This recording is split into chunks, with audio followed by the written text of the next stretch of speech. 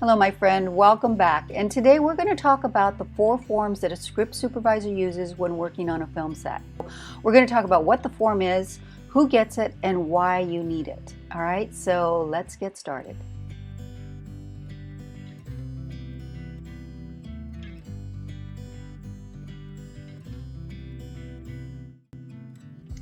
So before we get started here, I just want to say that every script supervisor's forms are different and unique to that particular script supervisor.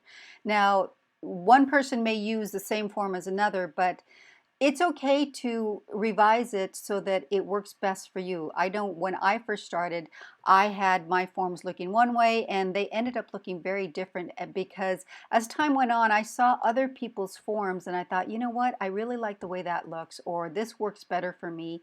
So they evolved over time. So this is pretty much this process that you'll probably be going through. And so don't be afraid to change your forms to make it better for you. So the 4 forms that we're going to be going over are 1, the daily production report, 2, the daily log, 3, the facing page or description page, and then finally 4 is the script page with the notes. All right, so let's go over each one of them individually. Okay, so let's talk about the production report. What is this report?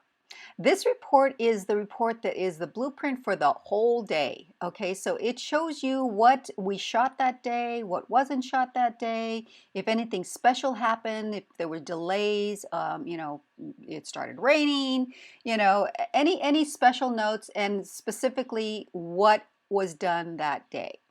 Now, who gets this report is the second AD and the production office, and I always give a copy to the editor because sometimes the editor likes to know ahead of time what he's going to be getting that day. So now, when do you need this report? You need to have it at wrap because the second AD cannot finish his report until you give them your report. So you have to make sure that at wrap, this is the first report that comes out.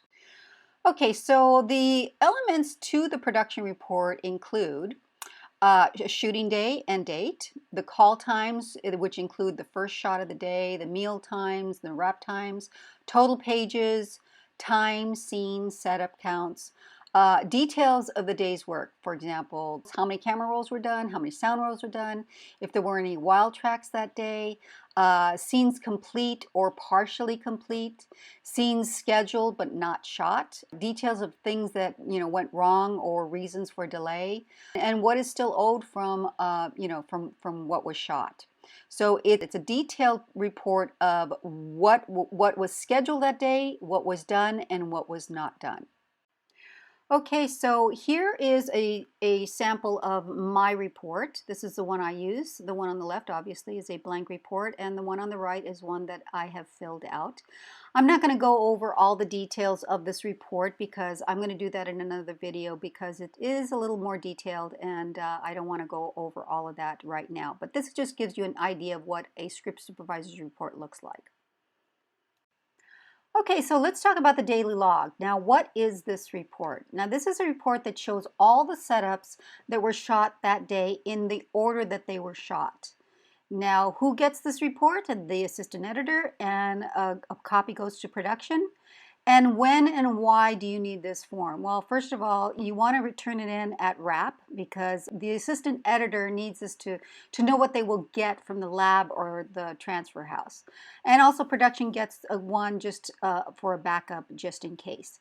Now, what's really important about this log is that say something happens with a particular file or roll, say roll 3, something happened to it, it was corrupt or something. The editor will say, hey, well, what was on that roll? Well, your log, because everything is shot in order, is going to show everything that was shot on that particular roll. And because your notes in your script, they're kind of all over the place. You may have shot, say on that roll you shot some scenes in scene 4 and then you jump to scene 6. You're not jumping all over the place to find what was shot on that roll because the log has everything shot in order that it was shot. It's very easy for you to see what was on that roll.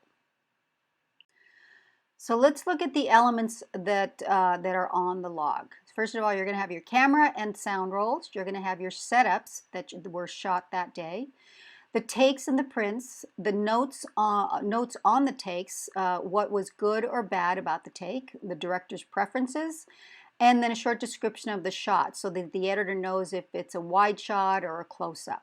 Okay, so it's pretty basic information, but not as detailed as the description page in the script. Okay, so here we are on my logs. These are the logs that I use. Now, if you notice, I have two pages. I have one that has a top sheet that has the basic information on the top and the title. And then my page 2 has a little bit less information, but it still has enough information to know that it belongs to that day's work. And you want to make sure that you number these pages. So for example, if you have 3 pages of your log, you want to make sure you put 1 of 3, 2 of 3, 3 of 3, so the editor knows that he's gotten or she's gotten all of the logs for that day. And the columns below that are very important. Are the camera roll, the sound roll, the take number, or the scene number, the take number, the time, prints, lens, and the comments, the description, and the setup. Okay, so let's talk about the description page or the facing page. So the description page is a page that actually directly faces the script. So when you open it up, you have the script on the right and the description page on the left. Now the description page is going to have all the details of that shot. Now it has all of the information that the log has, which is the scene number, take number, roll numbers, all that. But this one's going to have a lot more information. For example, it's going to tell you whether it was a tail slate, whether there was a boom in the shot, if there was what part of that scene the director liked best. Did he like the first part? Did he like the second part? You may have circled it, but in the details, it's going to tell the editor what exactly about that take was good or bad. So it has all of the details in there. Now, who gets this? It's the assistant editor.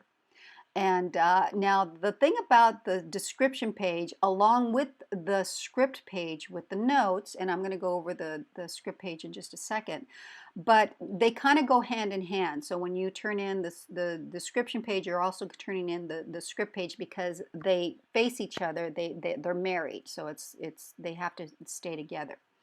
So so at wrap, the assistant director doesn't need the notes right at wrap like the assistant director needs the report.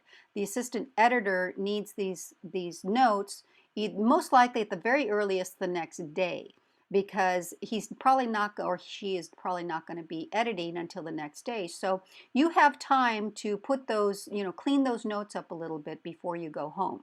And as soon as they say wrap, within 5-10 minutes, you're going to be sitting out in the tarmac by yourself. Believe me, I've been there many times because everybody scatters to go home. So, and you usually are the last one on set. And I don't like being the last one on set. And I've literally, as soon as they call wrap and I go down to write some notes, I look up and I'm there, there's crickets. Nobody's around me. And I didn't really even notice because I was working on my notes. So what you want to do is, and what I've done is I'll usually, make sure that the editor or the assistant director gets his report first of all, along with the log. And then what I'll do is I'll get all my stuff together and then I'll go to the car and then I will work on my notes there and clean them up, make sure that they're legible or, they're the best way I can clean them up as possible. Or I may go home and do it at home, because I can do it more comfortably on my desk. And then from there, I can email them off to the editor from that point on.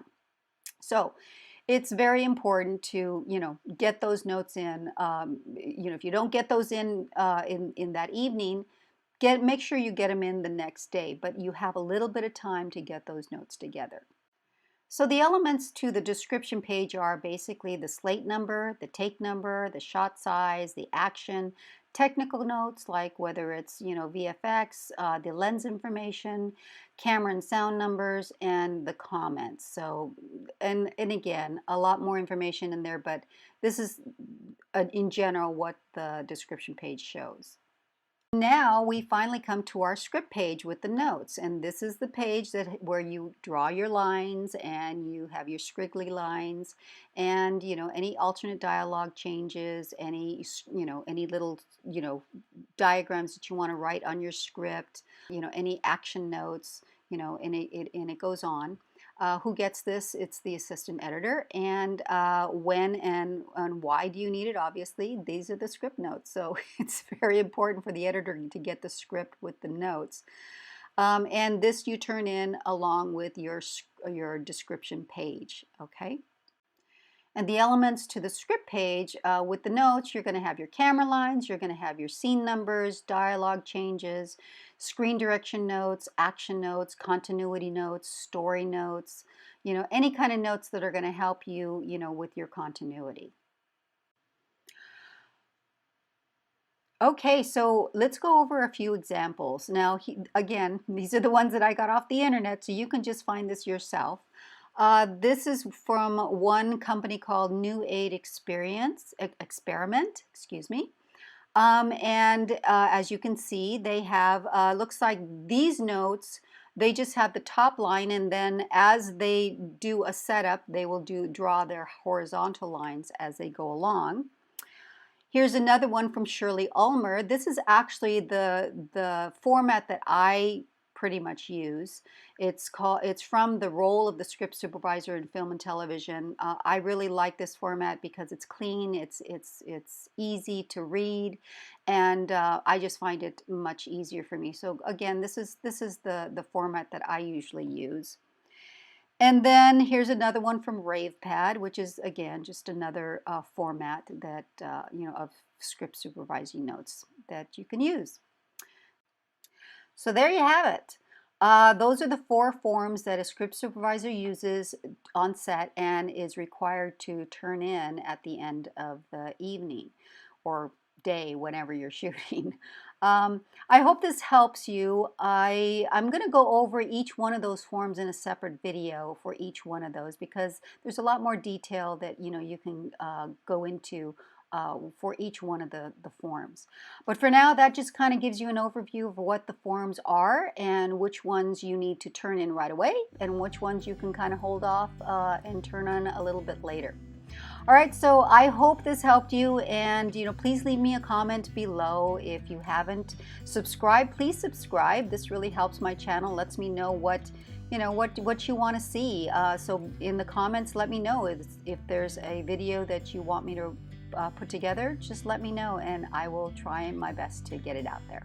All right, so that's it for now. We'll talk to you soon.